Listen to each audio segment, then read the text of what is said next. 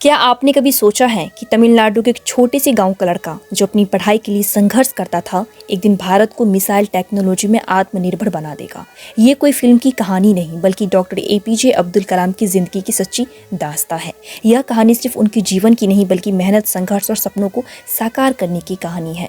15 अक्टूबर 1931 एक साधारण परिवार में जन्मे अब्दुल कलाम का बचपन तमिलनाडु के रामेश्वरम में बीता। उनका पूरा नाम था अवुल पकीर जैनुलाब्दीन अब्दुल कलाम। उनके पिता जैनुलाब्दीन एक नाविक थे और माता अशम्मा एक गृहिणी थी। उनका परिवार बहुत अमीर नहीं था, लेकिन वे ईमानदार और सादगी में विश्वास रखते थे।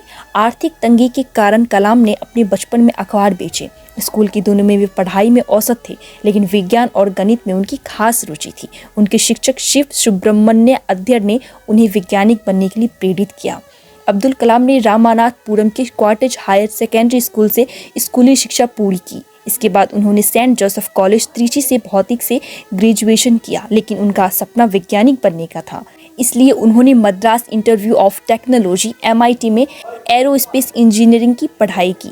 MIT में पढ़ाई के दौरान उन्हें फीस भरने में कठिनाई आई, लेकिन उनकी मेहनत और लगन को देखकर उनके एक शिक्षक ने मदद की। अपनी पढ़ाई पूरी करने के बाद कलाम ने 1958 में defence research and development organisation में वैज्ञानिक के रूप में काम करना शुरू किया। 1969 में वो इंडियन स्पेस रिसर्च ऑर्गेनाइजेशन में शामिल हुए और भारत के पहले स्वदेशी सैटेलाइट लॉन्च को बनाने में महत्वपूर्ण भूमिका निभाई। 1980 में वे रॉकेट से रोहिणी सैटेलाइट को अंतरिक्ष में भेजा गया, जिससे भारत को अंतरिक्ष विज्ञान में एक नई पहचान मिली।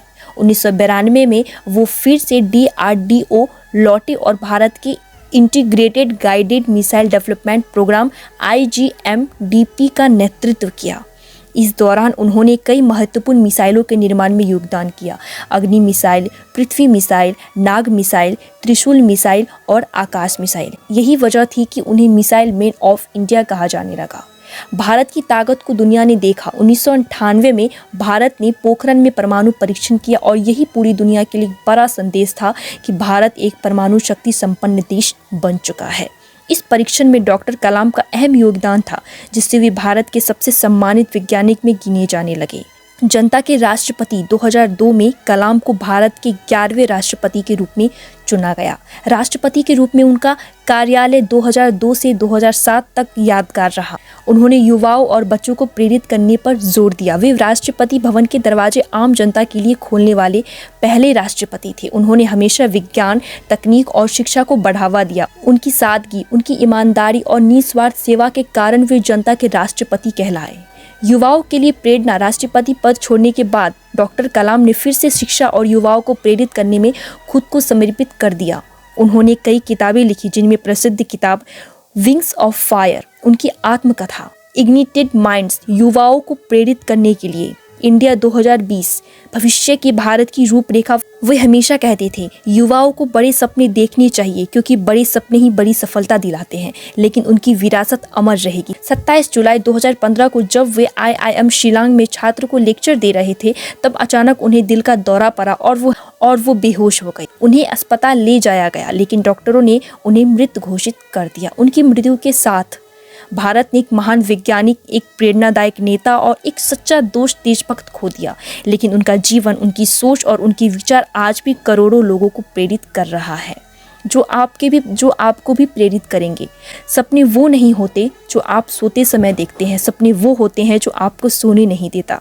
अगर आप सूरज की तरह चमकना चाहते हैं, तो पहले सूरज की तरह जलना सीखिए। और सफलता कभी आपको हारने के लिए नहीं आती, बल्कि वो आपको और मजबूत बनाने के लिए आती है। शिक्षा सबसे बड़ा शक्तिशाली हथियार है, जिससे आप पूरी दुनिया बदल सकते हैं।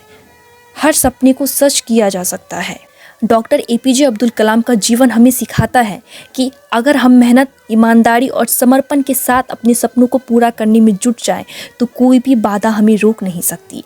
अगर एक गरीब मछुआरे का बेटा भारत का राष्ट्रपति बन सकता है, तो हम सब भी अपने सपनों को साकार कर सकते हैं। अगर आपको यह कहानी प्रेरणादायक लगी, तो इसे ज़्यादा से ज़्यादा लोगों तक पहुंचाएं और उनके विचारों को आगे बढ़ाएं और कमेंट में जय हिंद जरूर लिखें।